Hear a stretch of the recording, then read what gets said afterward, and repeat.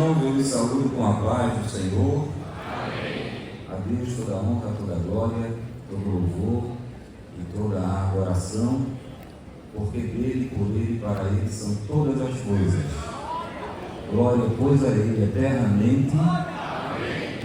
Meus amados irmãos, eu também neste momento gostaria de externar a minha gratidão ao nosso amado pastor presidente, pastor Ailton José Alves, de quem desde aquele início tenho aprendido as sagradas letras.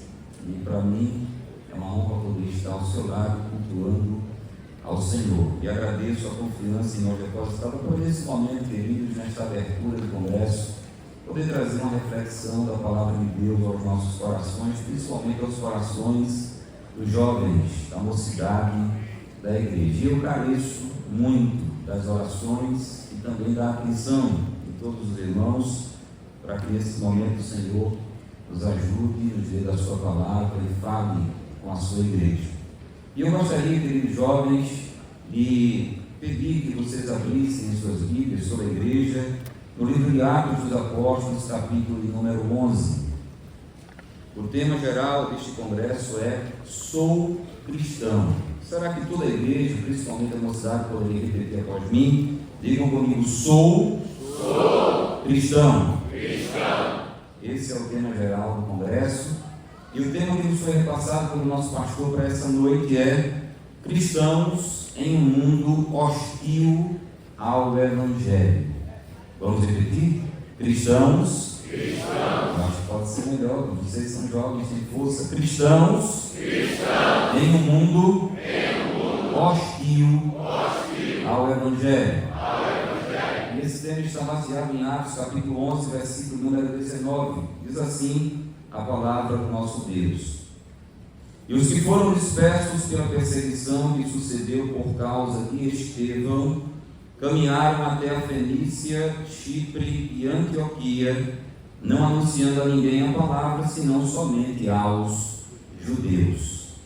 Queridos irmãos, a palavra-chave desse versículo, versículo número 19, e que tem a ver com o tema desta noite, é a palavra perseguição. O termo utilizado por Lucas aqui foi o mesmo termo utilizado para traduzir a palavra tribulação, que significa pressão, apertar, oprimir, afligir, angustiar. De maneira, queridos, que assim como os cristãos da igreja primitiva caminhavam sob perseguição, caminhavam sob aflição e hostilidade, nós veremos que os cristãos desta última hora, que somos nós, também estamos caminhando, também estamos vivendo em um mundo hostil, em um mundo perseguidor, em um mundo ameaçador. E nós gostaríamos de inicialmente destacar algumas razões pelas quais os cristãos dos primeiros séculos da igreja primitiva foram perseguidos, foram hostilizados. E nós vamos ver que essa perseguição, essas hostilidades aos nossos irmãos dos primeiros séculos começaram por parte inicialmente dos judeus, e depois essas perseguições se ampliaram para o âmbito dos gentios também, porque essa é a nossa intenção nesta noite, mostrar que assim como a igreja primitiva caminhou debaixo de perseguição, assim como os cristãos dos primeiros séculos sofreram as angústias, as hostilidades, os cristãos desta última hora também estão vivendo essas hostilidades, talvez por razões um pouco diferentes. Mas, como disse, em primeiro lugar, eu quero dizer que a perseguição aos cristãos começou por parte dos judeus lá no livro de Atos dos Apóstolos. E, dentre tantas razões pelas quais os judeus perseguiram os cristãos da igreja primitiva, eu gostaria de destacar duas razões principais. A primeira razão é que os cristãos eram considerados blasfemos pelos judeus, pois eles pregavam a salvação em Jesus, afirmando ser Ele, Jesus, o Cristo do Senhor.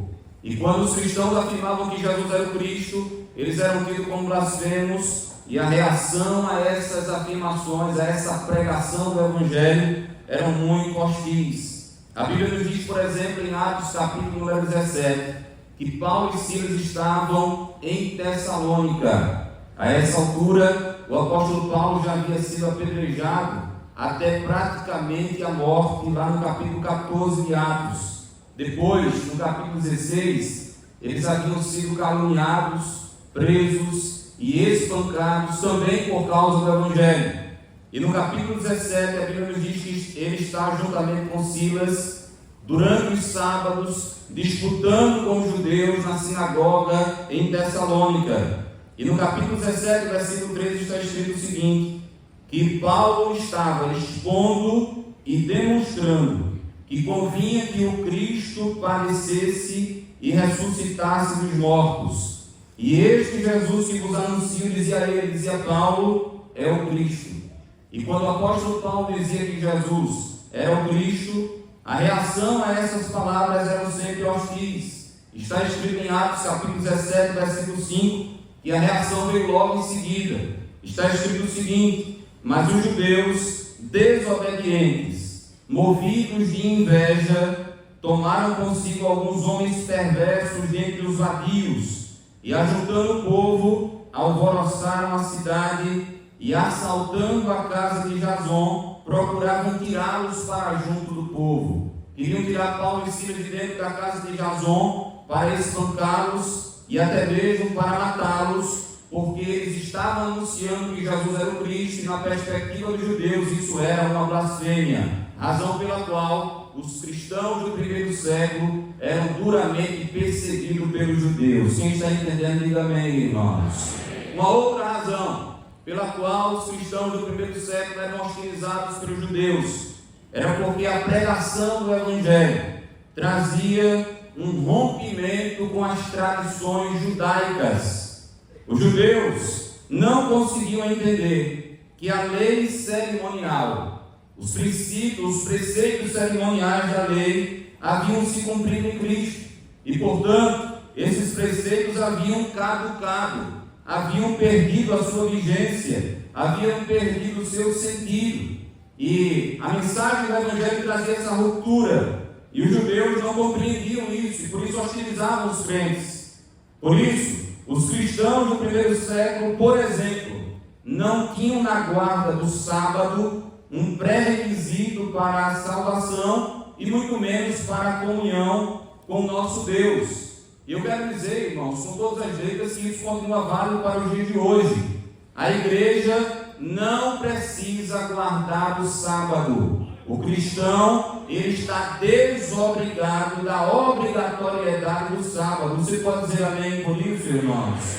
E há muitos textos do Novo Testamento que comprovam essa verdade. E eu faço questão de dizer isso porque nós estamos vivendo nesse mundo de redes sociais um novo cristianismo judaizante, em que muitos, às vezes, com uma roupagem muito acadêmica e às vezes com uma voz aveludada, ficam propagando a obrigatoriedade da guarda do sábado. Mas eu quero dizer a vocês que o sábado se cumpriu em Jesus de Nazaré. Você pode dar uma glória para ele por isso, irmãos? Está escrito em Mateus capítulo 12, nós vamos dizer somente citando, dos versículos 1 a 8, que os discípulos de Jesus estavam trabalhando em pleno sábado, estavam colhendo espigas. E quando os escribas e fariseus perceberam aquela movimentação, protestaram contra Jesus e disseram: olha, Jesus, tu não estás vendo que os teus discípulos estão trabalhando no sábado e estão fazendo o que não é lícito fazer no sábado? E Jesus, para justificar que o sábado caiu, que o sábado passou, ele invoca um exemplo do Antigo Testamento,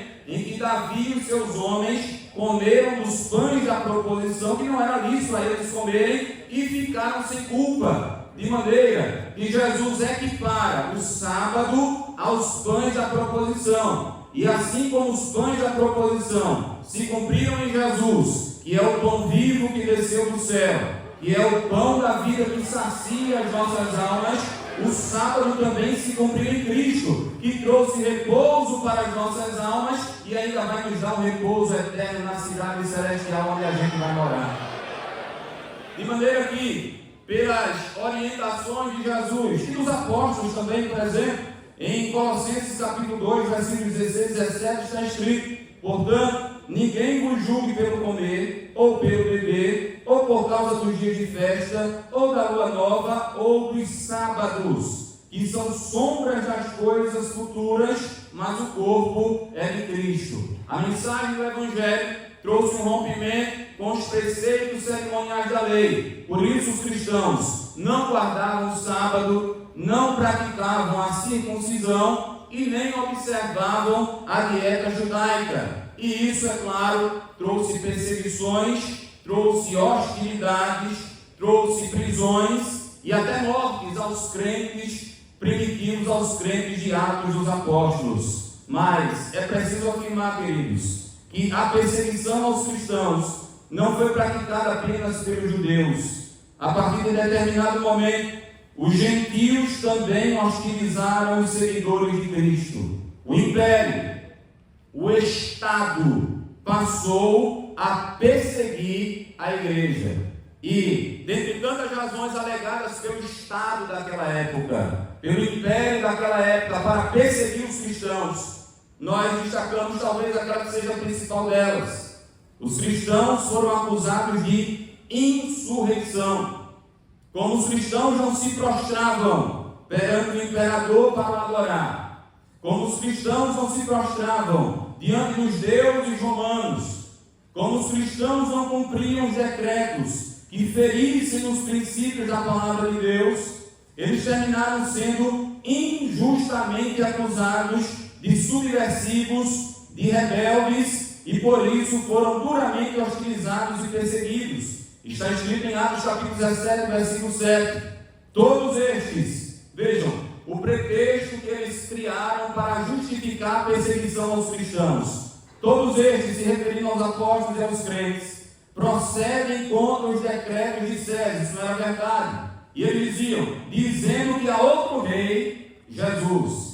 Eles disseram a César que os cristãos estavam fazendo pouco caso da autoridade imperial e que estavam se curvando e obedecendo diante de outro rei, que era justamente Jesus. Por isso, o império terminou por deflagrar uma terrível perseguição contra a igreja e contra os cristãos. Por essas e outras razões, o império manifestou o seu ódio, a sua intolerância, a sua hostilidade, a sua fúria contra os cristãos.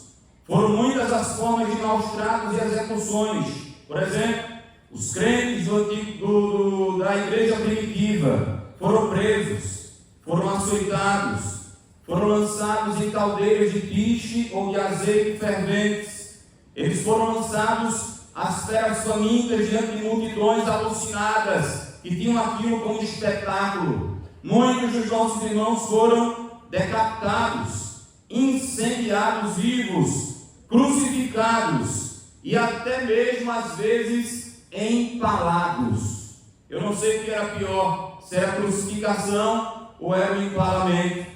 Eu quero dizer que os nossos irmãos dos primeiros séculos viviam em um mundo hostil, tanto a eles enquanto cristãos, como também ao Evangelho. Todo mundo acompanhou o raciocínio, diga amém, irmãos. Amém.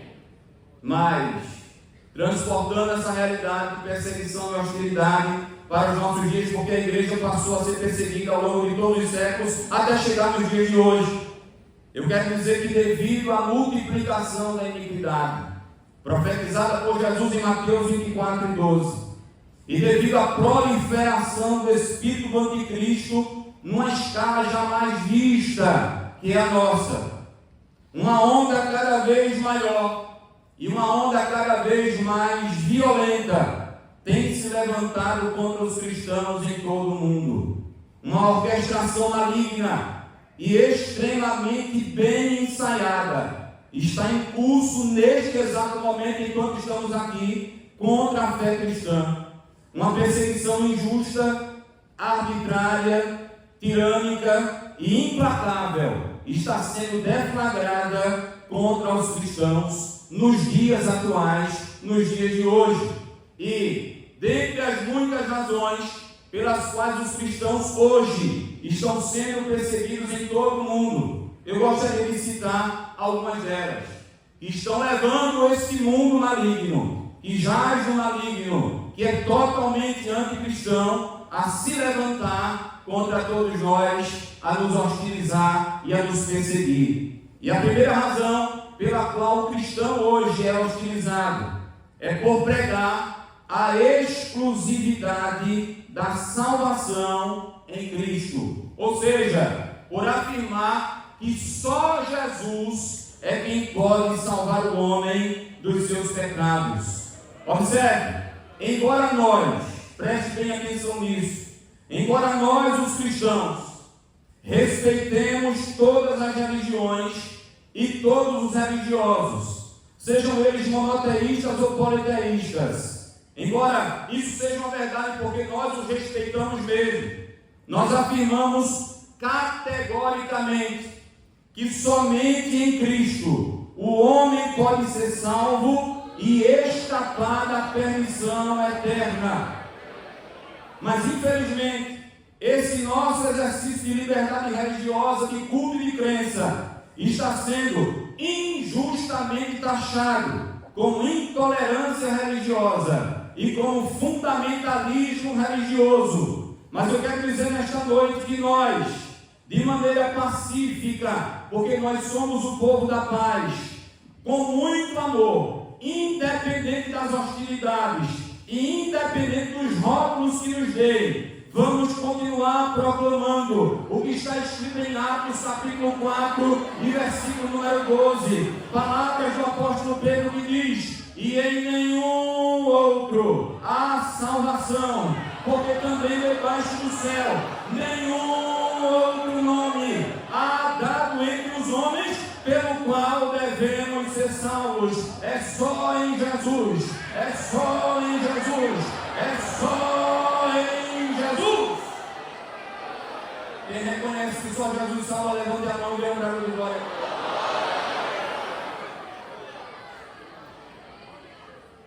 Isso não é intolerância, isso não é fundamentalismo, e muito menos diz respeito à diversidade religiosa, porque que diversidade é essa que não cabe nos cristãos?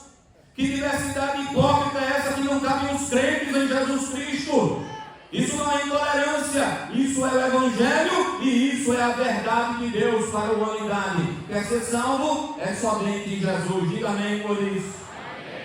De forma que, por pregar a exclusividade da salvação em Cristo, os cristãos hoje estão sendo duramente hostilizados em todo o mundo. Em segundo lugar, o cristão tem sido hostilizado por afirmar categoricamente, enfaticamente, que a Bíblia, este livro aqui, é a palavra de Deus. Quem concorda comigo aqui nesta noite, irmãos? Será que essa multidão da galeria até aqui embaixo poderia levantar bem alto o livro? Não está com tablete não, é o livro, é o livro. Levante bem alto e diga: eu creio. Este livro é a palavra de Deus.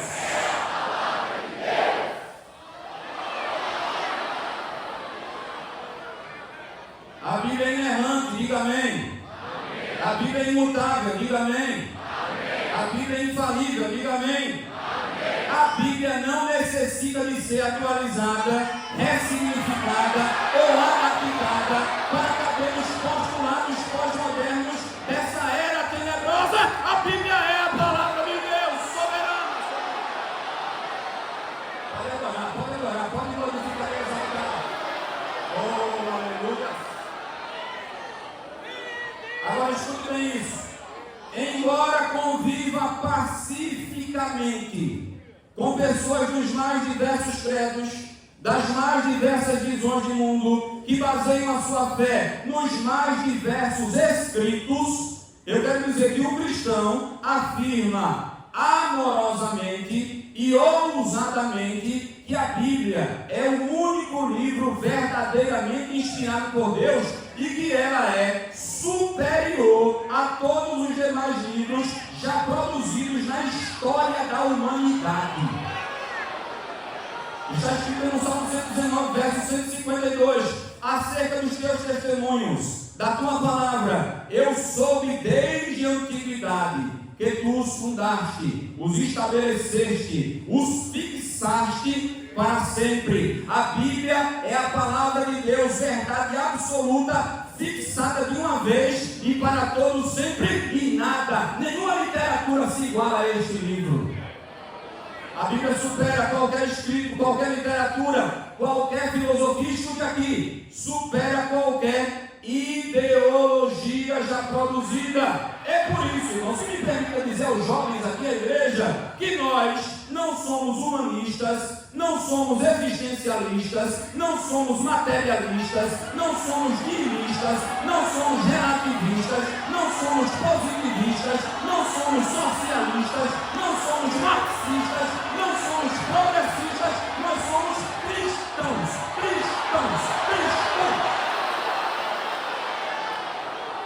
Seguidores de Cristo, adoradores de Cristo, obedientes a Cristo, o nosso estilo de vida é Cristo, a nossa conduta e caráter são totalmente balizados pela palavra de Cristo. O sentido e a razão última da nossa vida é Cristo, é Cristo, é Cristo. Levanta a sua mão para adorar a Ele. Adore a Ele.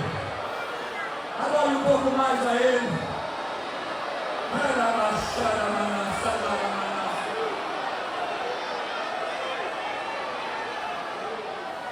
É na Bíblia que nós encontramos respostas para quaisquer questionamentos humanos.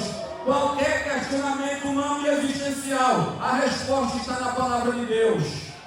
É nela que está o posicionamento do cristão sobre qualquer coisa, sobre qualquer pauta.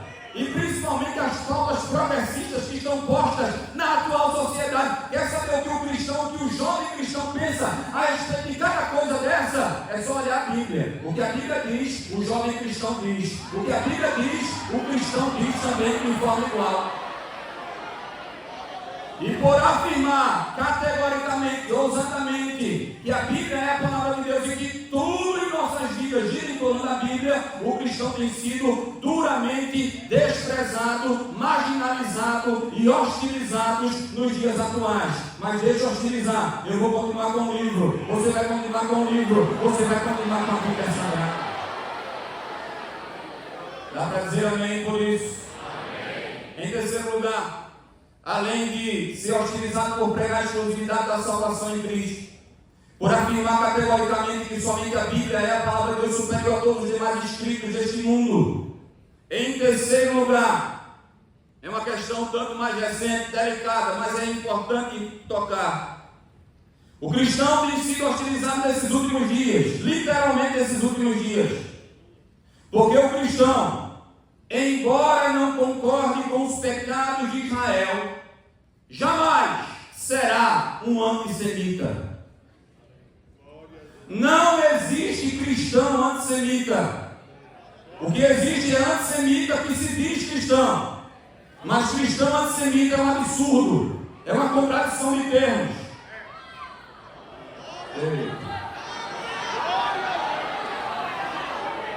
Queridos jovens, ninguém se engane. A moeda da perseguição tem duas faces. Numa face está o antissemitismo e na outra face está o anticristianismo. E o maligno sempre manifestou a sua fúria contra esses dois grupos, cristãos e judeus. É por isso que o cristão que tem a mente de Cristo não compra as narrativas, esse é o termo, narrativas falaciosas, maliciosas, malignas e inaceitáveis de um novo antissemitismo difundido principalmente nos centros acadêmicos e na grande mídia. Ninguém se esqueça que a Bíblia nos foi dada por meio dos judeus, que as bases étnicas e morais para o mundo civilizado vieram pelos judeus. Ninguém se esqueça que o Salvador da humanidade é um judeu, da tribo de Judá, o filho de Davi, a raiz de Jessé, ele é Jesus de Nazaré. Adore esse judeu aqui nesta noite. Ninguém se esqueça que há promessas incondicionais e eternas para Israel. Ninguém se esqueça que a própria cidade em que os cristãos vão morar se chama Nova Jerusalém. Você pode dizer para quem está do seu lado: a gente vai morar em Nova Jerusalém.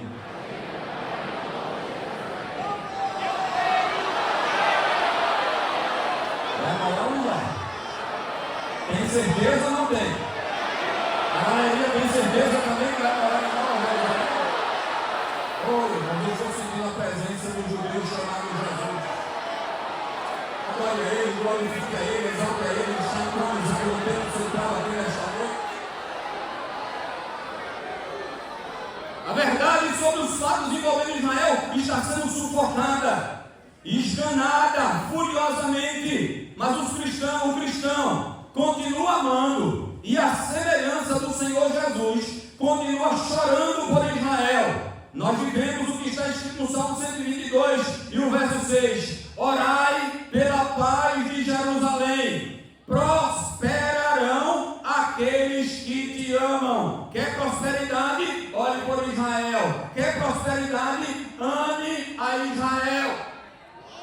E se algum doutrinador colocou laços malignos de antissemitismo na sua mente, que nesta noite a espada do Espírito desça no templo central e quebre todo laço maligno de antissemitismo na tua mente.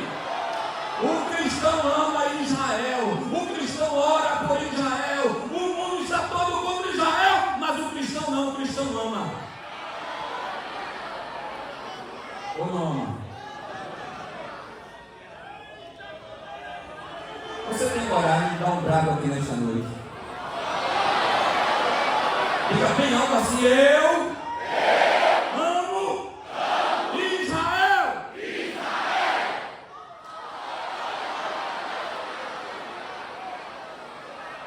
Todos são contra Israel, são todos contra os cristãos também. E isso tem despertado a hostilidade pós-moderna contra o cristianismo.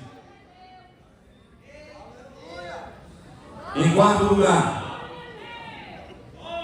eu quero dizer que esse quarto ponto diz respeito, infelizmente, a um tipo de hostilidade partido do meio dito evangélico, do meio dito cristão, que é um tanto incômodo, mas é necessário que nós falemos sobre isso também, porque a hostilidade, infelizmente, é externa e também interna. E infelizmente muitos jovens têm sido vitimados por esses estabelecimentos, por esses movimentos que têm surgido. Eu quero dizer que o verdadeiro cristão, ele tem sido hostilizado inclusive por pseudo-cristãos, por afirmar que nem todas as igrejas ditas cristãs são verdadeiramente cristãs. E nem todos que se dizem cristãos são de fato cristãos.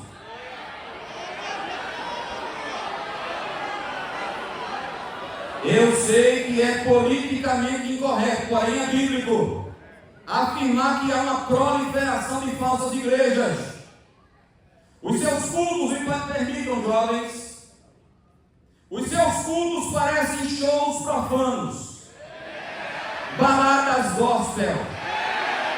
Eles escurecem o ambiente, colocam jogo de luzes, gelo seco, músicas ensurdecedoras, danças sensuais e irreverentes, roupas sensuais, rasgadas, extravagantes. No lugar da pregação do Evangelho, é palestra motivacional. O ser humano é enfatizado acima de Cristo. Eles pregam um Deus mutilado, que é só amor, que é só paciência, que é só tolerância, mas não é santo. Não é justo, não é exigente. Isso não é igreja, isso não é o Evangelho, e isso não é ser cristão. A igreja cristã é bíblica. O verdadeiro culto cristão tem a sua centralidade na pessoa de Cristo. A sua liturgia bíblica é séria, é marcada por um santo temor, por uma santa reverência. É por isso que nós tentamos imitar o modelo celestial que está descrito em Apocalipse capítulo 5, a partir do versículo 11. Como é lá em cima, a gente tenta imitar aqui embaixo. E como é o culto lá em cima, Apocalipse 5 e 11 diz: e olhei, e ouvi a voz de muitos anjos ao redor do trono, e dos animais, e dos anciãos, e era o número deles milhões de milhões, e milhares de milhares. Se 4, 5 mil jovens dando glória já é bonito, imagine o culto com milhões de milhões, milhares.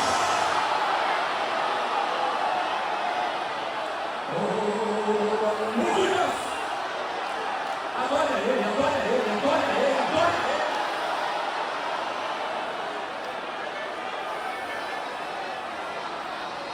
Milhões de milhões, e milhares de milhares, que com grande voz diziam: digno é o Cordeiro que foi morto, que recebeu poder, e riquezas, e sabedoria, e força, e honra, e glória, e ações de graças, e ouvia toda criatura que está no céu, e na terra, e debaixo da terra, e que está no mar, e a todas as coisas que deles a dizer, ao que está sentado sobre o trono, e ao Cordeiro, sejam dadas ações de graças, e honra, e glória, e poder para todos sempre.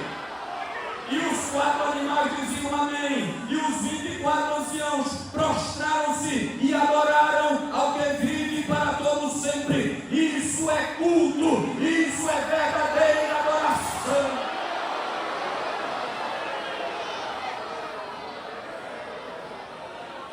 Não tenha medo nem vergonha de dizer que é um verdadeiro cristão e que pertence a uma verdadeira igreja, uma igreja séria e bíblica. E quando perguntarem a você, é da Bleia, é?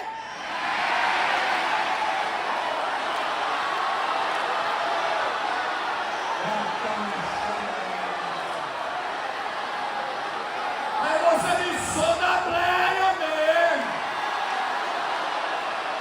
A igreja do fogo, a igreja da palavra, a igreja da seriedade, a igreja do compromisso, a igreja que veio do céu.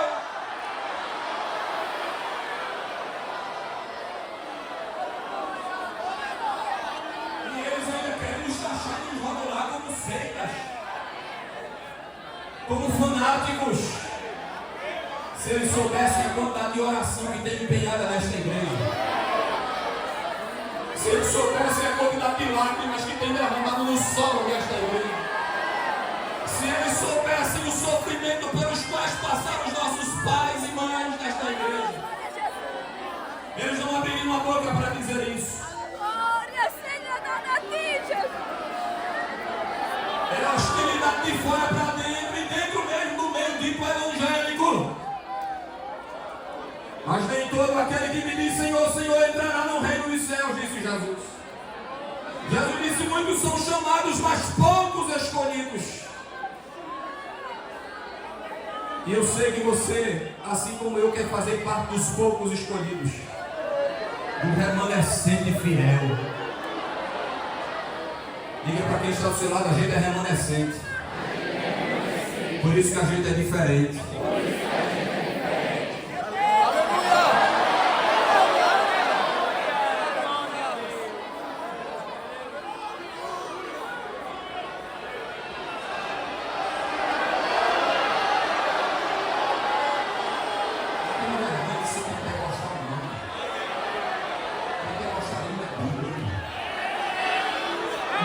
Não tenha vergonha dos costumes da sua igreja, não. Nesta última hora, quanto mais diferente, melhor.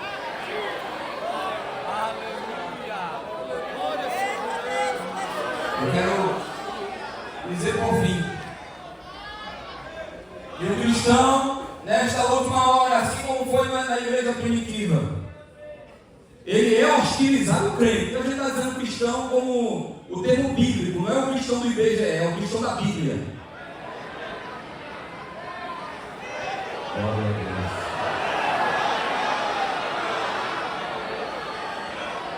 O cristão é hostilizado pelo simples fato de professar a fé em Cristo, pelo simples fato de ser cristão. E aí onde nós voltamos para o capítulo 11, versículo 19 de Atos. Estevão, o fato de havermos tido um encontro pessoal com Cristo, de nos assumirmos cristãos, gera no reino espiritual uma relação violenta, virulenta, hostil. Foi o caso de Estevão. A Bíblia diz que Estevão era um cristão de boa reputação, vivia em santidade. E santidade é pré-requisito para ser cristão, diga amém. Amém. Ele era cheio do Espírito Santo, poder do Espírito Santo, frutos do Espírito Santo. Ele era cheio de sabedoria. Estevão era cheio de fé e de poder.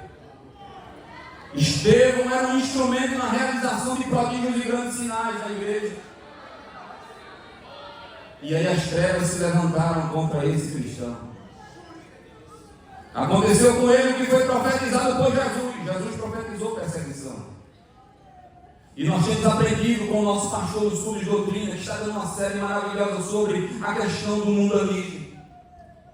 Em João capítulo 15, versículo 20 está escrito: se a mim me perseguiram, também vos perseguirão a vós. Jesus também usou uma palavra muito utilizada hoje. Nós lemos em João 17,14: deis a tua palavra na oração sacerdotal, e o mundo os odiou. Cristo ainda preveniu os discípulos de uma grande perseguição que viria, e usou palavras muito fortes, viu, jovens? Que me permita, é isso que dá sustância à nossa vida. É isso que dá sustância à igreja, a palavra.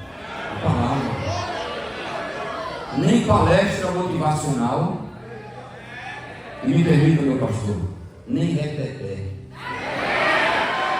São dois extremos. A gente está vendo muita zoada, muito movimento, muita infantilidade. Mas é como os nossos pastores dizem, espuma de guaraná quente. Faz aquela zoada toda, mas quando a espuma cede, olha o conteúdo.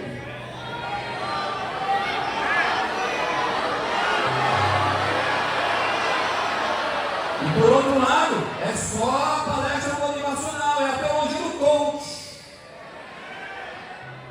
Você é maravilhoso, você é espetacular, você é supremo.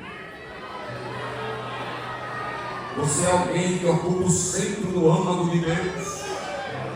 Irmãos, o cristão entrou por uma porta bem estreitinha, está caminhando um caminho bem apertado, cheio de espinhos e armadilhas, uma cruz pesada nas costas.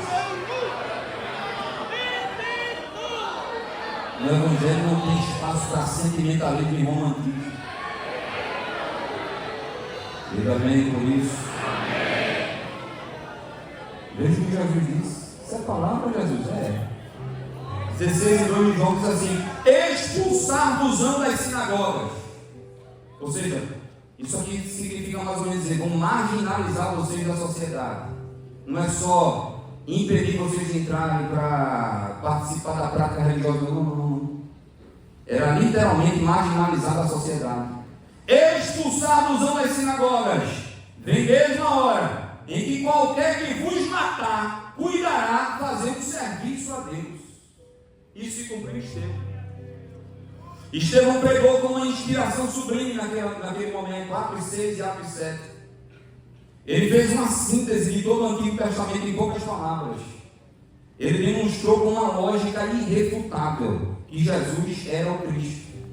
E aí, os inimigos, em vez de glorificarem a Deus, em vez de se converterem ao Senhor, sabe o que fizeram com o cristão? Cercaram o cristão. E nós estamos vivendo um cerco nos dias atuais contra o cristão, contra a igreja. E sabe o que eles fizeram mais? A hostilidade, o ódio era tão grande que a Bíblia diz que eles começaram a ranger os dentes contra Estevão, como uma fera raivosa. Estevão pregando, sabe o que eles fizeram? Taparam os ouvidos, pois eles não suportavam ouvir a verdade do Evangelho. Eles gritavam contra o cristão, contra Estevão. E se tem um povo insultado nesta terra, se chama o cristão. E unânimes, todos contra ele, todos contra o cristão. Avançaram contra Estevão. Mas foi nesse momento que o servo de Deus, por viver uma vida de santidade, por estar cheio do Espírito Santo, por ser um instrumento de poder nas mãos do Senhor, cercado, hostilizado, e aí vendo aqueles homens rangendo os dentes contra ele sem causa, e vendo que eles estavam avançando contra ele para matá-lo, não era para fazer outra coisa, não era para matá-lo. Foi nesse momento que Estevão não tinha para onde olhar, ele olhou para o céu. E quando ele olhou para o céu se abriu.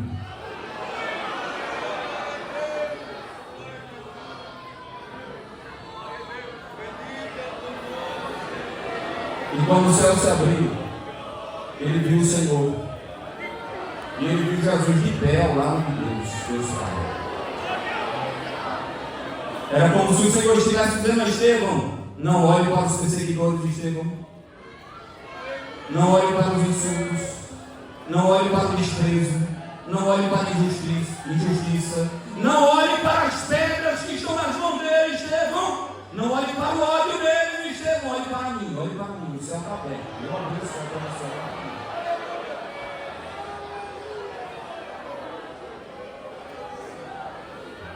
E eles avançaram contra Estevão, arremeteram contra Estevão e mataram Estevão. Mas tem detalhe: Jesus estava de pé ao lado de Deus Pai.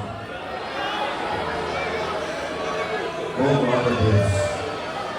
Eu ouvi um certo comentário dizendo algo interessante. Era como se Jesus estivesse dizendo: olha, um cristão desse quilate, um cristão dessa qualidade, que não me negou, que foi fiel a mim até o fim, suportou as hostilidades, um como esse eu tenho que receber de pé.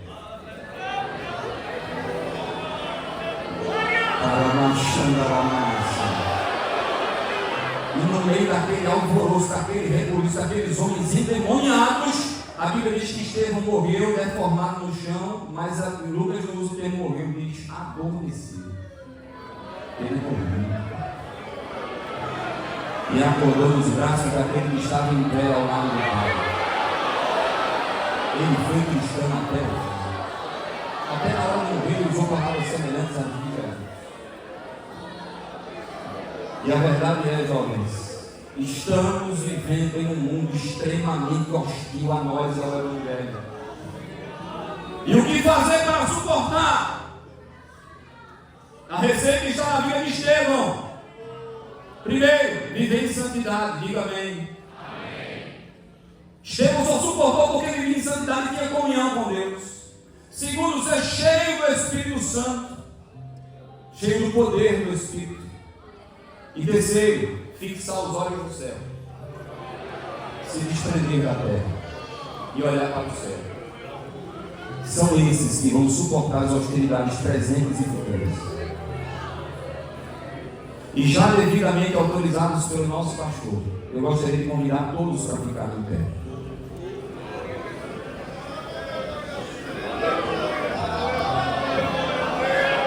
Quantos aqui querem resistir às hostilidades e às perseguições? Levante a mão e dê uma glória bem bonita para nós. Eu queria fazer 2 convites. O primeiro convite, eu gostaria de saber: tem alguém aqui que não é batizado pelo Espírito Santo? Levanta a mão, só bem alto, por favor. Quem não é? Eu queria que, por favor, você descesse e viesse aqui para a minha direita. O nosso pastor nos convida. Os obreiros, por favor, que puderem ajudar à minha direita. Não é só para o grande coral não, viu? É para quem está lá atrás, na galeria também, vem. Você pode ser hoje revestido do poder. Para entrar na minha direita aqui, por favor.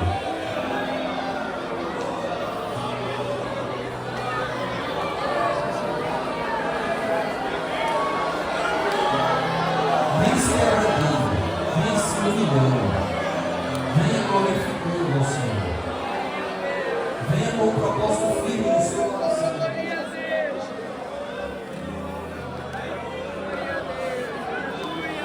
Agora eu gostaria de fazer outro convite.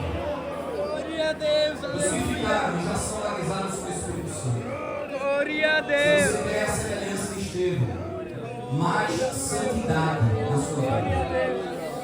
Um pacto de santidade. Renunciar a aquilo que não está agradando a Deus. Aquilo que está tirando as suas forças e resistir às hostilidades deste mundo. Se você quer ser mais cheio de sua medida, mais cheio de sua se você quer hoje firmar um pacto com Deus e se estender mais nessa terra e fixar os olhos do céu, fique aqui no esquerdo, por favor. Glória, glória, glória a Deus. A igreja vai orar. A igreja vai orar. Quando é liberar, está procurando o corredor. E quem fica no lugar já vai mandando glória lá para cima. Já vai adorando o nome de Jesus. E se tiver alguém não crente ou afastado, levante a sua mão como um sinal de aceitação e venha a Cristo. A igreja vai orar por você.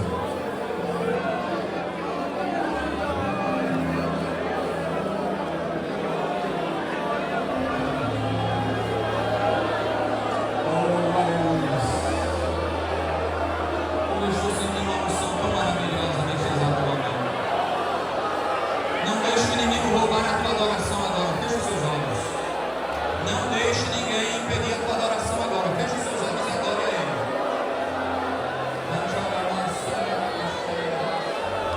Deixe o Espírito Santo te tomar aí onde você está. Está vindo alguém para Jesus aí? Se levanta a mão assim. Está vindo alguém? Vamos começar a orar em nome de Jesus. Agora é oração, jovens.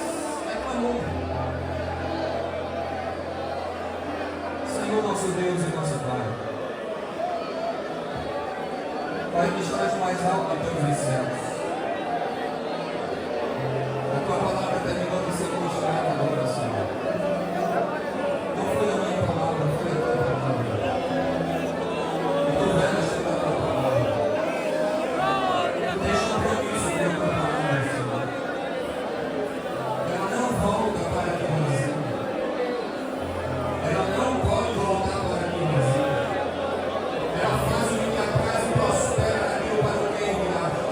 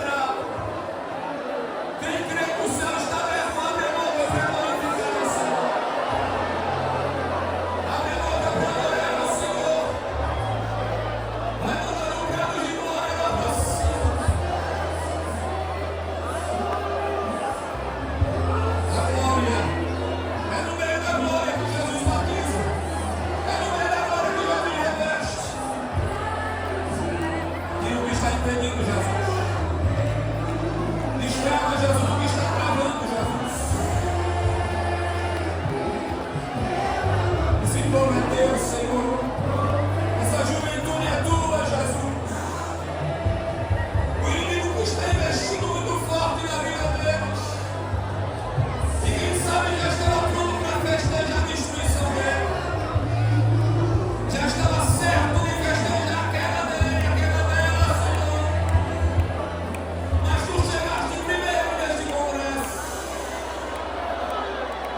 Estás quebrando o laço hoje. Jesus já batizou primeiro com o Espírito Santo.